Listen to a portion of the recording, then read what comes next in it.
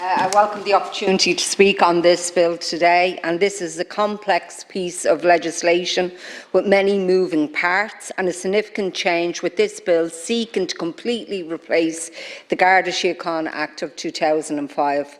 While we are supportive of the bill, it's important to note that it isn't without critics, and I know that will be discussed later at committee stage. One focus of Sinn Féin's submission to the Commission in 2018 was the need for reform in community policing. Restoring community Gardaí back to 2010 levels was one key suggestion. They are key figures when it comes to community-based approach to policing, and their absence is notable in many communities across Dublin. The Dublin metropolitan regions we have seen the number of community Gardaí almost halved from 510 that were in place in 2009.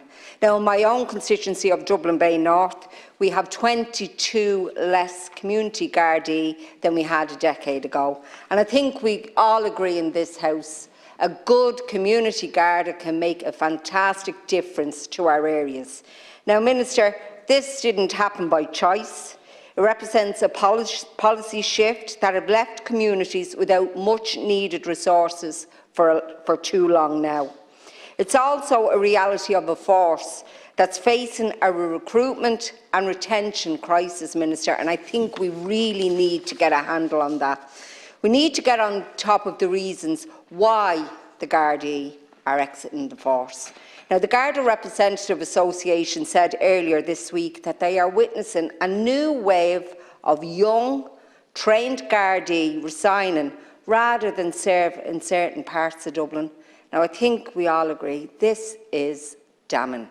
Now, we just had to look at the appalling scenes in Ballyfermot the other day, but this isn't just unique to Ballyfermot, Minister. We've all seen the increase in antisocial behaviour in all our communities. In my own community, I have people who are being intimidated on a daily basis. We have open drug dealing, and the issues of scrambler bikes running rampant around residential areas. We're seeing it across the city. Now, in my own constituency of Dublin Bay North, we had 3 people seriously injured by those on scrambler bikes, and please God we don't have any more, but I won't hold my breath. I see the Minister daily driving in packs down on main roads, zigzagging in and out of traffic, up on one wheel. So we really need to, I know that the road traffic bill is waiting committee stage in the Senate. Now, I'm going to plead with you here, Minister. We need to get that passed as a matter of urgency. Now, I know about this bill that my colleague Martin Kenny will be bringing a number of amendments to the bill at committee stage, and I do hope, Minister, that you are open to suggestions on it.